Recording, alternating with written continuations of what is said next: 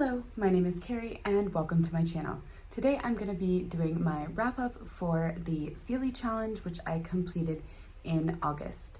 So the Sealey challenge was started by the famous poet Nicole Sealey, and the challenge is to read a book of poetry for every day of August, 31 poetry collections. I finished this and I can't lie, I was very shocked that I ended up finishing this one.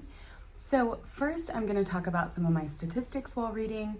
Then I'm going to give some general reflections, and finally I will go through all of the collections that I read, just sharing some thoughts on each of them, but kind of an elevator pitch of my thoughts on each collection. So starting off with the format that I read these 31 collections in, I read 5 physical books, which I'm not totally shocked by because I didn't have a lot of physical poetry collections on my shelves. I listened to 10 audiobooks, and the other 16 books were ebook editions, which is a bit surprising to me, and I will talk a little bit more about that once I go over my general reflections. Now let's look at poet backgrounds.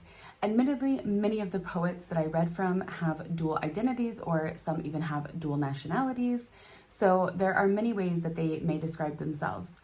I went with whatever the poet themselves has described themselves as, and this was not done in any way to invalidate any other identity that they see themselves as. That is just what I found easiest in terms of categorizing the backgrounds of authors I was reading from. I was actually shocked that around 45% of the poets I was reaching for were from the United States, although I think there is a pretty good variety of author backgrounds that I was reading from, especially considering that quite a few of these collections were authors in translation, which I haven't read a lot of poetry in translation, so I was glad to find a good variety of that. But as you can see from the handy dandy chart, there are a ton of different authors that I read from for this challenge. I was trying not to repeat any authors. There is only one collection that I actually reread for this challenge, and I'll talk a little bit more about why I reread that once we get to that book. So now let's discuss some general reflections. I truly did not think that I would finish this challenge. I hadn't been reading a lot of poetry for the past year. I had been becoming aware of some new poets and new poetry collections, or poetry that was new to me, but I hadn't been reaching for it, and I hadn't really had a desire to pick up poetry recently. Which that was probably the biggest change that I felt throughout this challenge. It became so much easier to prioritize the time to read poetry collections because I had gotten into the routine of setting time aside each day for reading them. And actually, in general, this made me think about how much time I set aside for reading every day, and that really it's not so hard to find an hour or two to prioritize reading, because that's something that I've been having a real imbalance with throughout this past year. Obviously, there have been other external factors related to that, but it was nice to have that kind of reflection on when do I read, why am I reading during these times, and how am I finding the time for that. Also, I really feel like this challenge helped me understand what poetry collections I really enjoy, what ones I don't, in terms of not just thematic nature, but also stylistic choices and different poetry variations. I think that this was a really good challenge to experiment with so many different types of poets and poetry that helped me really find my groove. For example, towards the end of the challenge, I found it very easy to understand if I would like a poet or not through the first few poems, if I had issues with stylistic things, or if the prose was awkward in some places. I found myself picking up on this a lot earlier. And there were quite a few collections that I actually ended up DNFing. Some of those were because I didn't enjoy the format available to me. So for example, there were a couple where I only had access to audiobooks, and the audiobooks were not that great. And there were some that I was finding difficulty staying connected to in the form that I had available. I think also for some of them, I realized this is not going to be poetry that I will enjoy, so I don't want to force myself to slog through a collection. That is probably the biggest takeaway from this, is that I now have a much better understanding of what kind of poetry I like and why I like it. Something that was very surprising for me throughout this challenge, where you will see later that the poets that are very well known or that have a very good reputation were often the ones that I didn't really enjoy. I don't know if this is because I had such high expectations for their collections, or maybe because I was reading a lot of their early collections.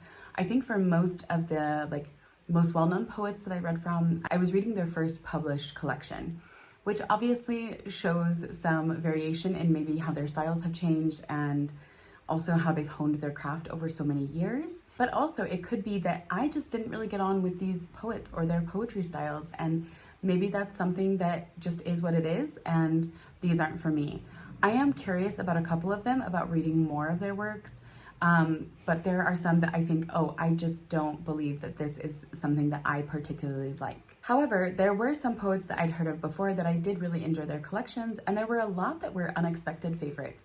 Some of them were poets published for the first time or collections I had heard a lot of buzz about but didn't think were going to be for me. So there was kind of an upset here of what I expected versus what I ended up finding along the way. And my last big reflection about this challenge is that so many of the books that I read for this were actually ebooks. This was mainly due to the limited access I had to copies of books because of where I currently live. So that was a challenge. I actually thought that would be my biggest problem with this challenge. I am not a big fan of ebooks. It really takes a certain mindset for me to sit down and focus. I think because it's just staring at a device for so long, and that really is difficult for me, especially being able to stay focused and stay engaged.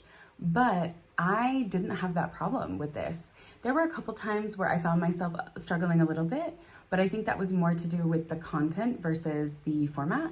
And so I was really shocked that the majority of the books that I read were ebook format.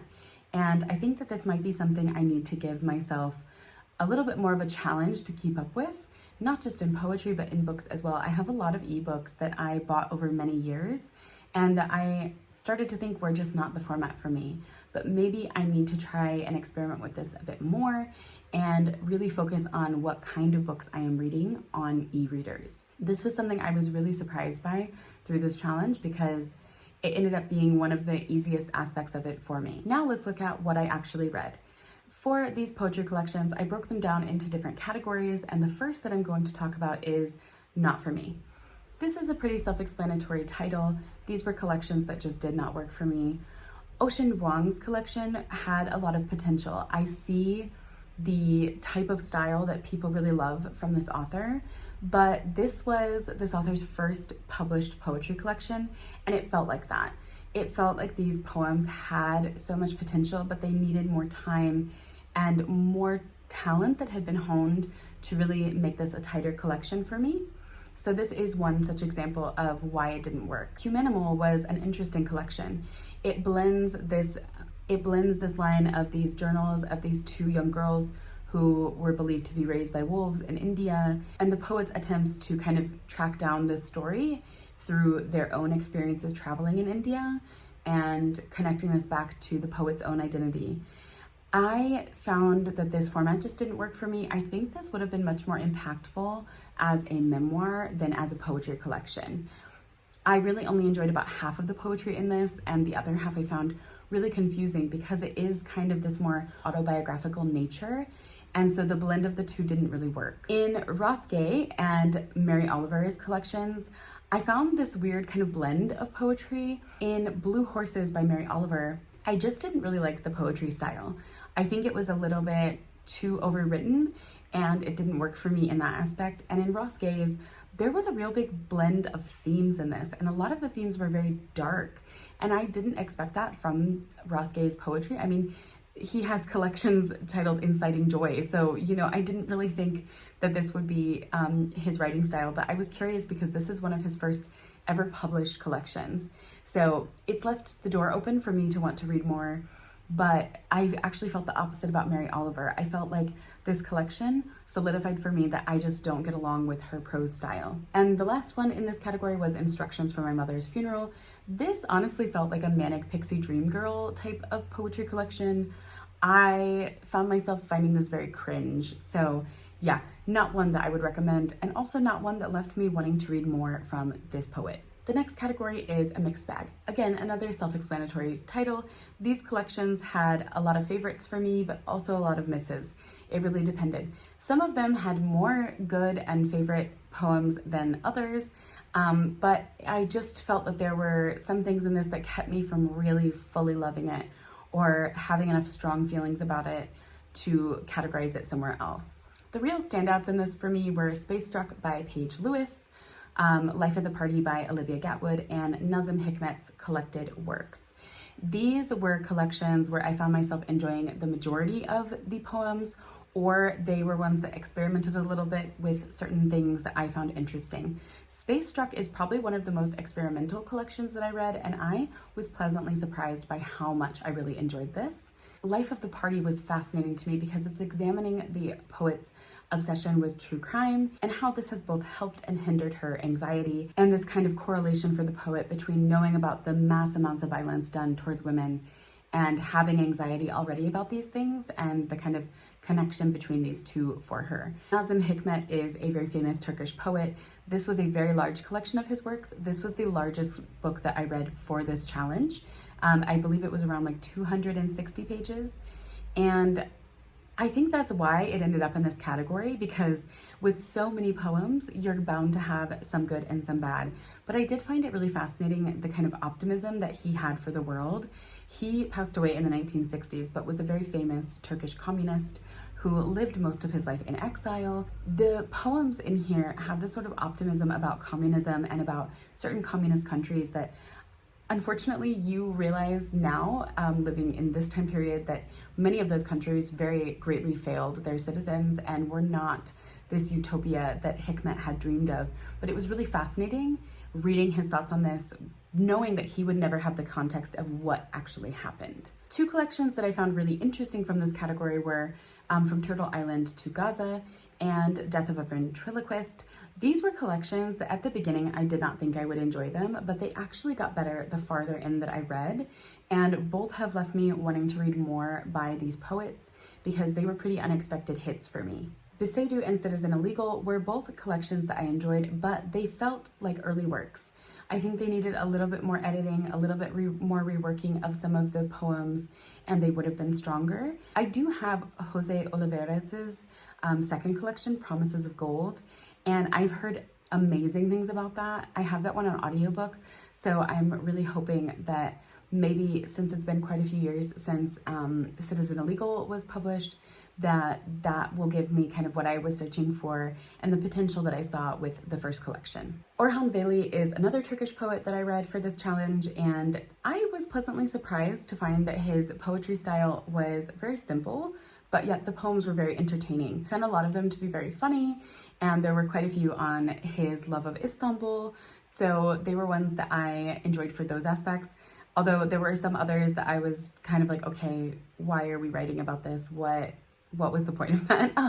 Ariadne's thread was, I believe, the only collection that I read that was an anthology for this challenge. And it was so fascinating to me because the translators for this were originally tasked with finding the best of Polish poetry. And they, as they were reading through all of these poems, found this pattern that the best poetry they felt that they were reading were from female poets. So they approached the publisher and asked if they could actually just publish a collection on Polish women poets, and this was agreed upon. I found it really interesting too because a lot of the poets in this had actually passed away before this collection was published, but they had a photo of each poet and a short biography of her before her works, and it was a really nice blend of different poetry styles, different themes. Many of the poets had talked about World War II, and the translators actually talked about this in their introductions of they wanted to include these poems, but they also wanted to show that Polish poetry is so much more than just war poetry. And I thought that that was a really beautiful way to explain the choices for the poems that they selected and how they thought this would tie back to Polish identity and also Polish poetry styles in general. Tayi Tybal's Pocahontas collection was the only reread of this challenge, and I actually had read this back in January. I think it might be confusing as to why I was rereading this. I never wrote a review for this because whenever I read it back in January, I was reading it during a very stressful period of time in life, and I wasn't really in the mood for reading at that time. I ended up just picking this up during a day that we were doing exam testing, and I truly had nothing else to do. I enjoyed the poems, but I couldn't remember a lot of them, and I wanted to revisit it, and I'm really glad that I did because this collection resonated a lot more at the time that I read it again. I felt a lot more better connected to the poems, more aware of what was going on. I really enjoyed the different aspects of these poems, and Tayi Tybal's actual poetic prose and stylistic choices that were made, and it has made me really excited to read her second collection. I think the second collection is actually her first or something like that. They were published out of order in the United States. I'm not sure why, but Regnacura is her second one. I almost read it for this, but I ended up not having access to the audiobook in time to read it for this. But this has made me very excited to read more of her works. The next category is Taught Me Something New.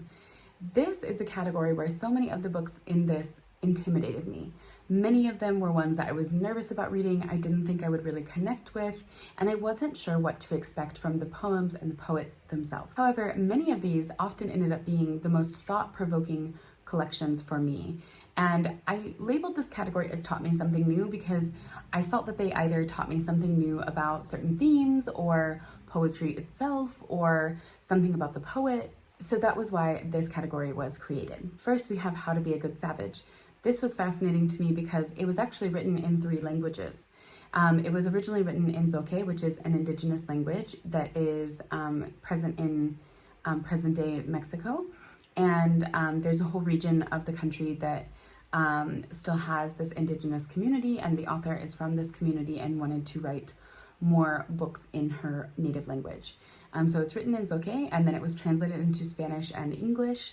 And I listened to the audiobook, which has the version of each language, which I found so incredibly amazing. It was interesting seeing the crossover between Zoque and Spanish, and also understanding some of the nuances of Zoque as you have more exposure to it throughout the collection. Also, many of these poems touch on Zoque culture and traditions and history, and I feel like I learned so incredibly much about this. I ended up kind of going on a deep dive about this culture and the region that these people are from to better understand some of the poems in this. And this is one that I re-listened to. I found that after I did some research, I wanted to go back and see if my opinions had changed. So it really felt like such an educational journey while reading this collection. There were 3 collections that I felt like really got me out of my comfort zone, both with the thematic nature of the poems, but also the abstractness of some of their styles. And these were Lucky Fish, Giving Birth to My Mother, and Bone Map. Bone Map was the only one by an author that I hadn't heard of before. The other authors, Emenuzu Kutalo and Worcestershire, are very well-known authors. They also have other types of collections or books that are available.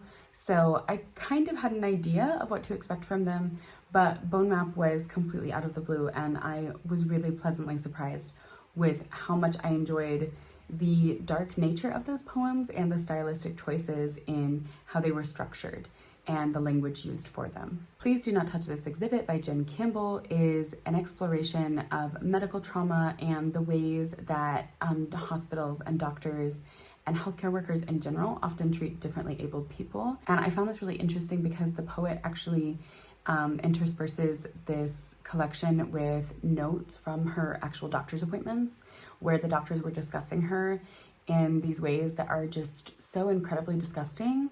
And I think it highlights this dehumanization of differently abled people and how, yes, the medical field does a lot to help with advancements and discovering medicines and trying to help people, but the way that some medical professionals consider their patients and talk about them and consider the classification of the chronic illnesses that they may have in their life is very dehumanizing and disrespectful. And yeah, I think this collection is just so incredibly important. Wade in the Water by Tracy K. Smith was really fascinating to me because it interwove historical narratives of African Americans throughout different periods of time. I had only ever read a few of Tracy K. Smith's poems before, and this collection solidified for me that I really enjoy her style and I want to read more.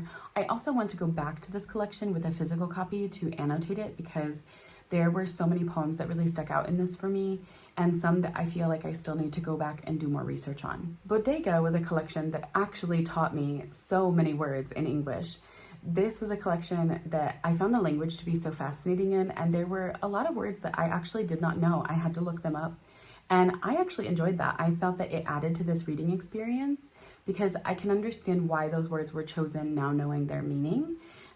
So yeah, this one literally taught me so many words while reading. Side Notes from the Archivist taught me so much about culture It looks at these different time periods, usually 1980s, 1990s, up to the current day. And I found this to be a really good blend of different cultural time periods, especially for African American culture and how it influenced mainstream American culture. And I found myself for quite a few of the poems in this feeling kind of like the dots connected, or like certain pieces in different time periods clicked for me. And I just found that really interesting. The last category, but certainly not the least, are the ones that I fell in love with. Many of the collections in this were ones that I hadn't heard of before reading, or were ones that I had heard some buzz about but wasn't sure if I would really enjoy. But these collections truly blew me away. One of the ones that I think resonated with me the most is I Done Clicked My Heels 3 Times by Taylor Bias. I loved these poems. There was so much that I could really resonate and relate to in these poems. And the style of the poetry was so beautiful. I should not have been surprised by this because Dennis Smith, one of my favorite poets, really raved about this collection when it was coming out. And that was actually how I found this collection, was through the poets posting about it and saying like everyone should read this. This has been so criminally underrated, and they were absolutely right because this was so good. I cannot believe that this was a debut collection. It makes me so excited for what Taylor Bias is going to publish next. Girls That Never Die absolutely blew me away.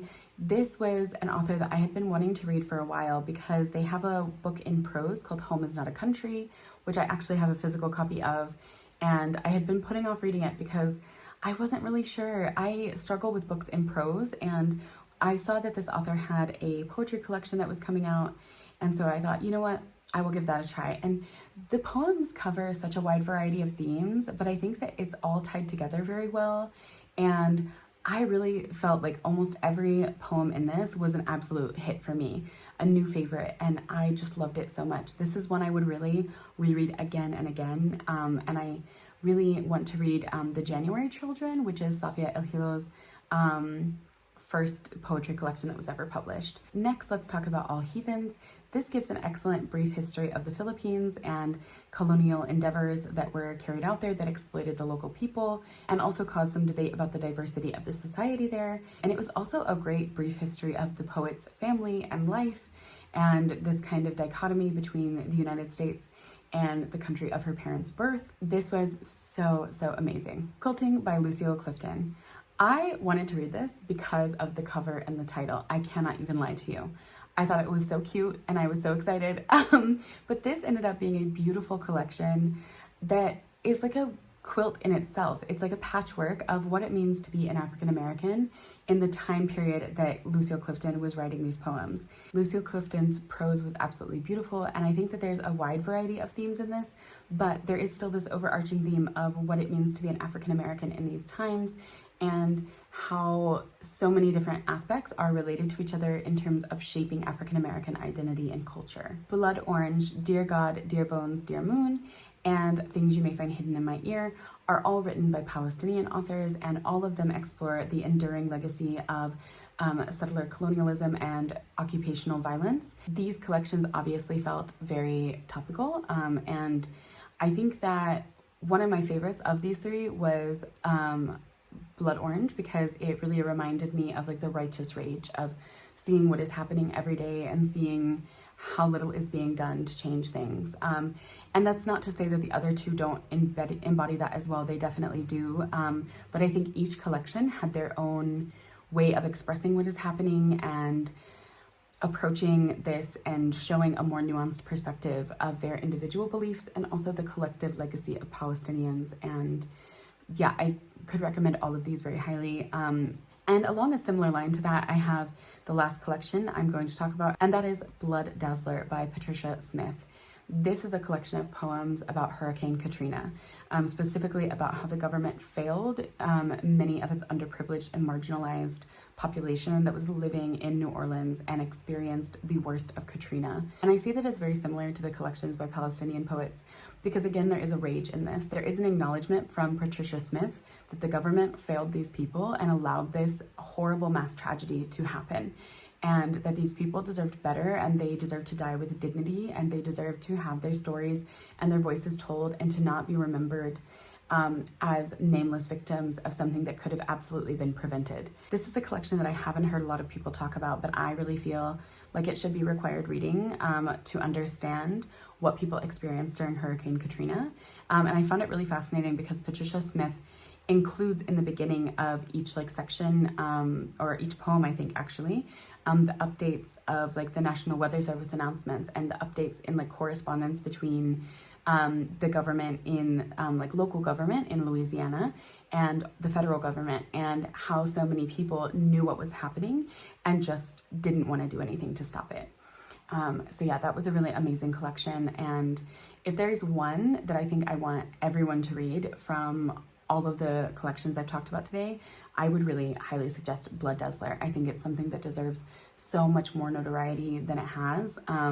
That concludes, though, all of the collections that I read for the Sealey Challenge and my thoughts about what I read and how I read all of these books. I hope that you enjoyed this video. Please let me know if you participated in the Sealey Challenge or if you have a favorite poet that you would like to recommend. I would love to talk about this in the comments down below.